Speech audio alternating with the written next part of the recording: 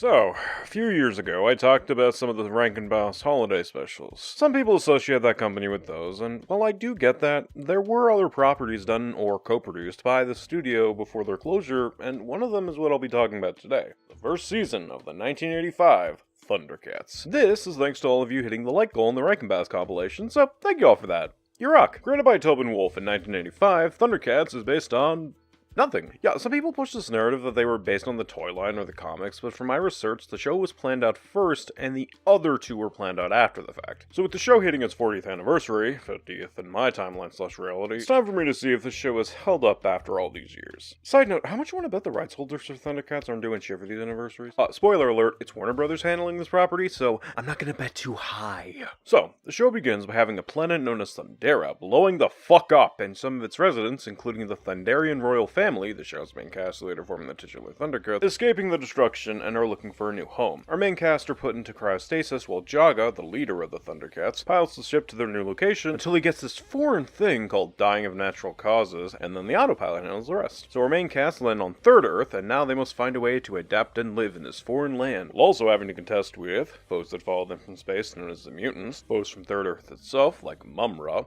and the new leader of the Thundercats, Lion-O, the Prince of Thundera, trying to fill the shoes of said leadership position, while also learning what it means to be the Lord of the Thundercats. Overall, a relatively simple premise, but as said previously on this channel, simple can be effective, and this is no different. It got my attention from the first minute, and it didn't let go for a good while as the episodes rolled on, with each episode either adding more interesting lore/world building to the universe, like what Thundera was like before its destruction, the various races of Third Earth itself, like the Burbles, those beasts of robotic bears, the Warrior Maidens, who are badass humans that live in treehouses, the Mikrits, I probably mispronounced that, basically very tiny people, etc. In addition, a good chunk of the first season has a very good story continuity, which was rare for a lot of 80s cartoons back in the day, with a lot of episodes either referring back to past events or being direct follow-ups, such as the episode Return to Thundera, which follows up from the events of the episode The Time Capsule, where they got the titular time capsule, and Lion-O gets to see what Thundera was like before the planet popped. Now, your mileage may vary as to whether or not continuity in stories is a good thing for a show to have, but for me, I think it works well here, and it makes the universe of Thundercats an interesting one. Hell, as the season goes on, we kind of see a form of character development, that being in the Anointment Trials 5-parter, where we see Lion-O effectively use all that he's learned up to that point in the story to defeat his comrades in cunning, speed, strength, and mental fortitude to become the official leader of the Thundercats. Honestly, it makes for a really damn good season finale, especially those last couple scenes where we see all the races shown throughout said first season come together to witness Lion-O's inauguration, as well as Mumra being resurrected by the ancient spirits of evil to take on Lion-O in the future, setting up for a really damn ominous cliffhanger for season 2. The punchline is that's not where season 1 ends, and that's where one of my issues with this season comes in. See, a lot of the compliments/praise I've given this season were in its first half. And while the Anointment Trials are great, they take place in the second half, and are separated by large swaths of episodes that have nothing to do with the trials. Which is weird, considering that the trials occur throughout 1 week, so I guess shit like Mumra getting Excalibur to destroy Lion-O having a hyper time or some shit. However, as tempting as it'd be for me to blame Warner Brothers from this, from my research, the 5-parter having these gaps between said parts was also a thing when it first aired on television, and only some re-airings bothered to air them back to back. Still though, it was kind of dumb to air it like that to begin with, personally speaking, but yeah, Warner Brothers is off the hook for this mistake. They just need to avoid the remaining 5,000 hooks to be a good company again. Wait, no, I forgot. 5001. Forgot the shutdown multiverses. Fucking pricks. In all seriousness, the second half of Safe with the Trials felt really out of place compared to the first half. They lack a lot of continuity to prior events, or the plots of said episodes don't make a lot of sense, come across as them running low on fumes, like Mumrana, which is basically, hey, let's take the ancient spirits of evil and Mumra and do the opposite of that. like, bruh, really? That's the most creative you can get with that idea? Hell, remember earlier how I felt the Trials would make for a good season finale? Well, that's because the actual season finale is Lion-O fighting a bunch of previously defeated enemies and also a recolored version of himself, which, with the exception of the Red Lion-O concept, was already taken from episodes like Jackalman's Rebellion and Mechanical Plague. And considering the season is 65 episodes, I kinda thought they wouldn't resort to reusing ideas this quickly, but here we are. This is something I'd expect the show to use in their later seasons, when the idea will run dry. Not their first season. That's such a disappointment. Now, some may be surprised that I'm not bitching about how many episodes there are, since I bitched about shows with similar length, like JoJo's Bizarre Adventure Part 3. But to be fair to this show, and other ones made in the 80s as well as the 90s, a lot of them had big seasons like this, because it'd be easier to syndicate. great, and as such attract a larger audience since it would be airing in more locations and for much longer due to its bigger episode catalog. So if that was the intent, I got no issue with that at all.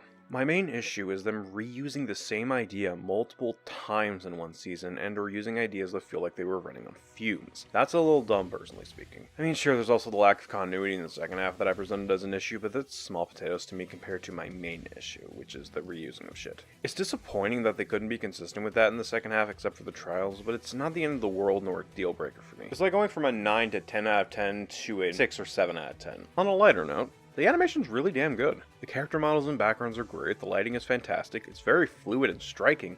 This is really good stuff, especially for the time. And this great animation has shown off the best in the intro, which also has a great opening song in terms of composition, rhythm, beat, and lyrics. It's very catchy. Highly catchy. And I can absolutely understand why so many people considered this one of the best cartoon intros of the 80s, because it's really damn good. Speaking of great things, the main cast are actually pretty good. Lionel's a good leader, and while he does make mistakes, he still finds a way to pull through those tough times and ensure the safety of his fellow Thunderians. Panther has some good moments throughout the show, and also has some good dialogue, so chemistry with the rest of the cast. Chitara and Tigra are pretty good characters, as well as Wily Kit and Cat, but my favorite is probably Snarf. He's got some good dialogue and chemistry, his bond with Lionel is great, and he also gets some great moments where he gets the dub/save the group. Sure, some people complain that he's useless or doesn't do as much compared to the rest of the cast, but I don't see that at all, at least in this season. He's just a little guy trying to figure out what the fuck to do after his initial job of being Lionel's guardian kinda died due to cryostasis. Snarf's basically most parents trying to raise a preteen/adult. Yeah, it's a fucking mystery why Snarf is my favorite/relatable character, at least in my timeline. Anyways, enough lore dumping about my verse. Let's get back to topic. On the topic of characters, I'll get into my thoughts on the antagonists. The mutants are incredibly forgettable with the exception of their designs, which are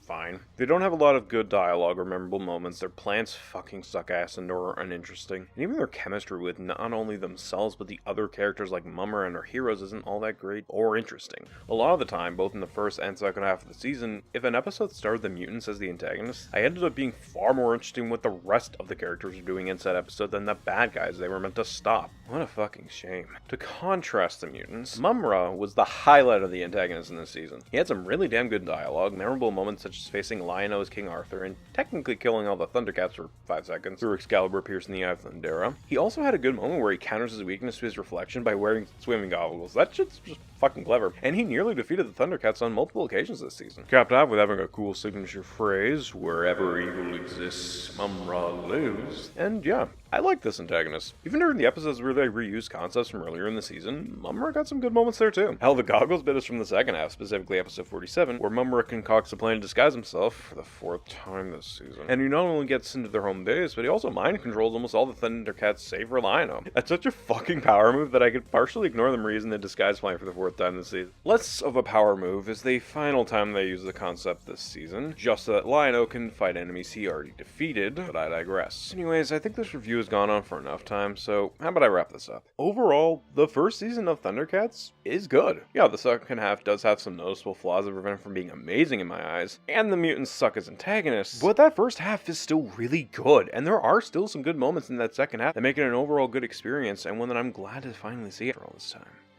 And again, the second half, it's like going from a 9 or 10 out of 10 to a 6 or 7 out of 10. It's not a major difference in quality, but it was an issue I noticed. So I guess the question now arises, will I cover the remaining seasons? Maybe.